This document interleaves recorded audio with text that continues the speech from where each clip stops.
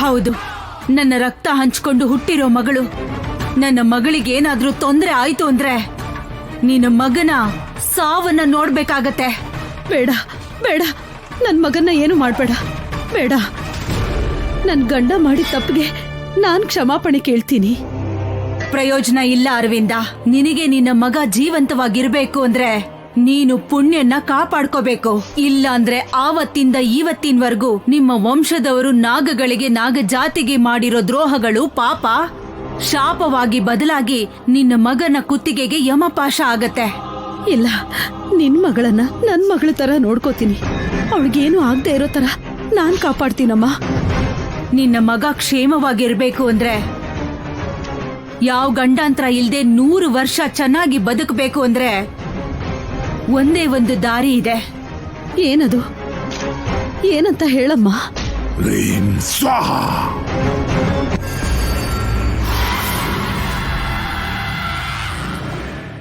ಅದೇನು ಅಂದ್ರೆ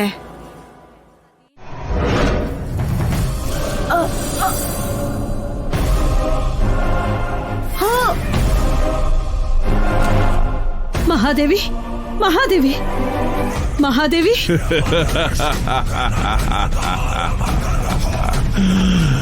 ಮಹಾದೇವಿ, ನನ್ ಮಗನ್ ಗಂಡಾಂತರ ತೊಲಗೋ ದಾರಿ ತೋರ್ಸು ಮಹಾದೇವಿ. ಅವನು ಇನ್ನು 100 ಕಾಲ ಬದುಕ್ಬೇಕು ಮಹಾದೇವಿ. ಮಹಾದೇವಿ, ಆ ದಾರಿ ತೋರ್ಸು ಮಹಾದೇವಿ.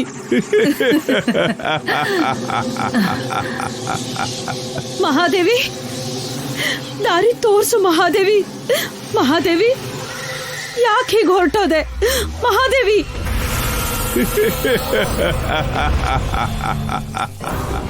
ಗರುಡ, ನಿನ್ನ ಭಕ್ತರು ಮಾಡಿರೋ ತಪ್ಪನ್ನೇ ನೀನು ಮಾಡಬೇಡ.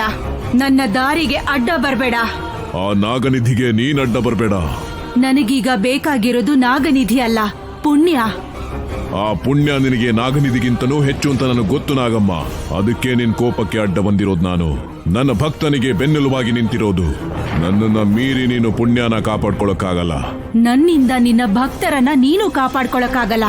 ಸದಾ ನಿನ್ನ ಸೋಲ್ಸೋ ಅಂತ ನನ್ ಮುಂದೆನೆ ನಿನ್ನ ಅಹಂಕಾರ ತೋರಿಸ್ತಾ ಇದೀಯ ನಾಗಮ್ಮ. ಇದು ಅಹಂಕಾರ ಅಲ್ಲ ಗರುಡ, ಗರ್ಭಶೋಕ. ಪುಣ್ಯ ನನ್ನ ಮಗಳು.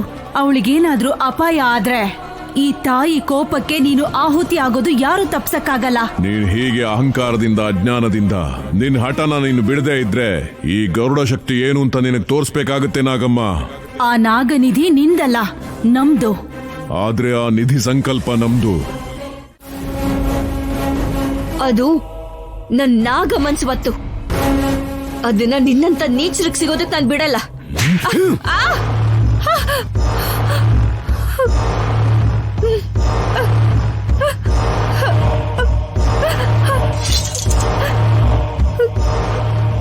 ಹೌದು, ನಾನ್ ಕ್ರೂರಿನೇ. ನಾಗನಿಧಿನ ಪಡ್ಕೊಳ್ಳೋದಕ್ಕೋಸ್ಕರ ನಾನು ಎಷ್ಟು ಕ್ರೂರಿ ಬೇಕಾದ್ರೂ ಆಗ್ತೀನಿ, ಎಷ್ಟು ಕೆಟ್ಟ ಕೆಲಸ ಬೇಕಾದ್ರೂ ಮಾಡ್ತೀನಿ. ಅವಶ್ಯಕತೆ ಇದ್ರೆ ತಾಯಿ, ತಂಗಿ, ಅಮ್ಮ, ಮಗ ಯಾರು ಬೇಕಾದ್ರೂ ಸಾಯಿಸ್ತೀನಿ. ಎಲ್ಲ ಸಂಬಂಧನೂ ತ್ಯಾಗ ಮಾಡ್ತೀನಿ.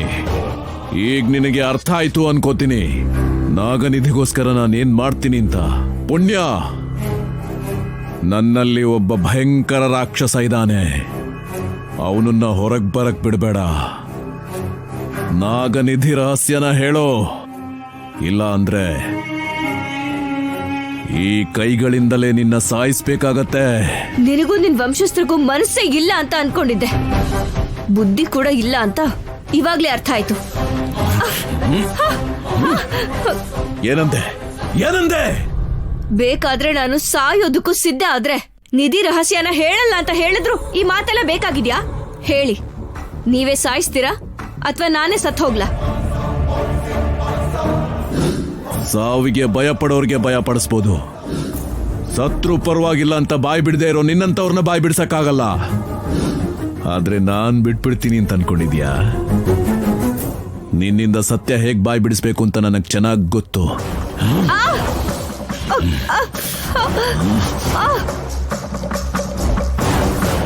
ಬಿಡಿ, ಏನ್ರಿ ಬಿಡಿ ನನ್ನ. ಏನ್ರಿ ಇದು? ಏನ್ ಮಾಡ್ತಿದ್ದೀರಾ? ನಿಧಿಗೋಸ್ಕರ ಪುಣ್ಯನ ಸಾಯಿಸ್ತಿದ್ದೀರಾ? ವರ್ಮ ಬಿಡೋ, ಬೇಡ, ನನ್ ಮಾತ್ ಕೇಳೋ. ಮಾಡಿದ ಪಾಪ ಸಾಕು, ಪುಣ್ಯನ ಸಾಯಿಸಿ ಇನ್ನೊಂದ್ ಪಾಪ ಸುತ್ಕೋಬೇಡಿ. ಇವಳನ್ನ ಕಾಪಾಡೋದಕ್ಕೆ ಇವಳೇ ನಿನ್ ಸಂಬಂಧಿಗಳ. ನಿಧಿ ಬಗ್ಗೆ ಇವಳು ಏನು ಬಾಯಿ ಬಿಡ್ತಾ ಇಲ್ಲ. ನಿನಗೆ ಅಷ್ಟೊಂದು ಪ್ರೀತಿ ಇವಳ ಮೇಲಿದ್ರೆ ನೀನೇ ಬಾಯಿ ಬಿಡಿಸೋ. ಪುಣ್ಯ, ಆ ನಿಧಿ ರಹಸ್ಯನ ಹೇಳು ಪುಣ್ಯ, ಇಲ್ಲ ಅಂದ್ರೆ ನೀನ್ ಮಾತಾಡ್ಬೇಡ. ಪುಣ್ಯ, ನೀನೊಬ್ಬ ದ್ರೋಹಿ. ಉಸಿರಾಡಬೇಕು ಅಂದ್ರೆ ನಿಧಿ ರಹಸ್ಯನ ಹೇಳೋ. ಹೇಳೋ. ಹೇಳು ಪುಣ್ಯ, ಹೇಳ್ದೆ ಹೋದ್ರೆ ಸತ್ತು ಹೋಗ್ತೀಯ. ಹೇಳು.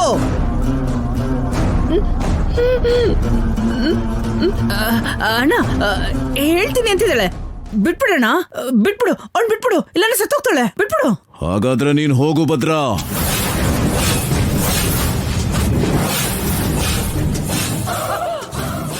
ಅಣ್ಣ, ನನ್ನ ಒಳಕ್ ನೀನಿಲ್ಲಿದ್ರೆ ನಿನಗೇನಾಗುತ್ತೆ ಅಂತ ನಿನಗೇ ಚೆನ್ನಾಗಿ ಗೊತ್ತು. ಇವಳು ಬಾಯಿ ಬಿಡ್ಸೋದು ಎಷ್ಟು ಕಷ್ಟ ಅಂತ ನನಗ್ ಗೊತ್ತು. ಇಲ್ಲಿಂದ ಹೋದ್ರೆ ನಿನ್ಗೆ ಒಳ್ಳೇದು. ಹೋಗು, ಹೋಗೋ.